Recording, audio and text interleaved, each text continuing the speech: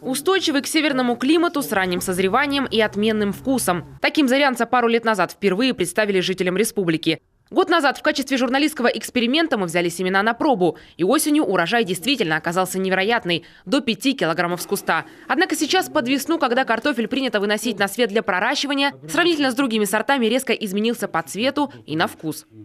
Должен светло-желтый, чуть-чуть желтизна. А здесь, видите, уже побольше желтизны.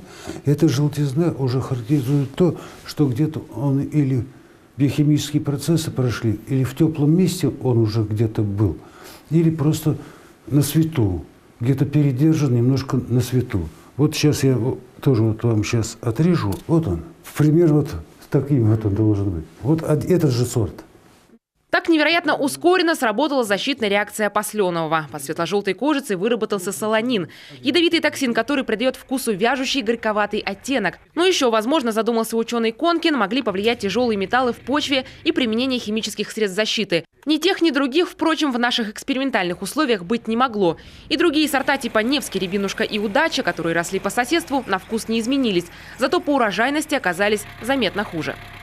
А еще на вкус прямо влияют условия хранения. В хранилище НИИ сельского хозяйства, например, вот уже 2 года используют собственный метод. Картофель складывают на поддоны так, чтобы внутри образовался воздуховод. Как результат, всего один гнилой клубень на полтонны. При том, что раньше выбрасывали около 30%. На этот метод его натолкнул сорт «Памяти Полевой», второй картофельный бренд наших селекционеров. Почему он на него обратил внимание, этот способ? Потому что он аж потел. Первые вот 2-3 недели с него аж течет как бы влага.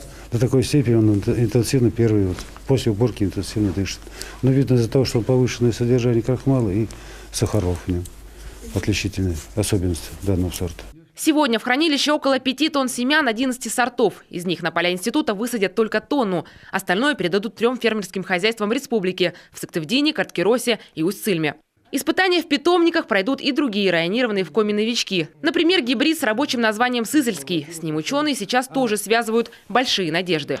Он и зарянец накапливает наименьшее количество нитратов на равном фоне. В 1,5–2 раза меньше. По вкусу очень приятен, даже, как говорится, рекомендовать для детского питания уже можно. То есть экологически безопасен. А наш эксперимент с зарянцем продолжается. На этот раз картофель мы посадили бесклубневым способом.